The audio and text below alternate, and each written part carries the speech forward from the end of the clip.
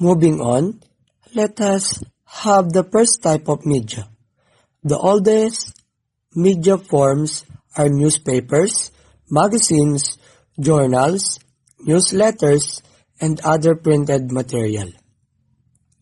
These publications are collectively known as the print media. Although print media readership has declined in the last few decades, many people still read a newspaper every day or a news magazine on a regular basis. The influence of print media is therefore significant. Regular readers of print media tend to be more likely to be politically active. Here are more examples of print media: flyers, newsletter,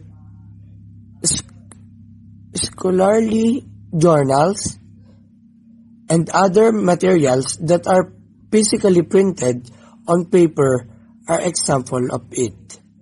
The second type of media is the broadcast media. Broadcast media, news report, broadcast via radio and television. Television news is hugely important in our world because people get their news from television broadcasts than from any other source. Here are some examples of broadcast media: cable television, radio, and satellite television.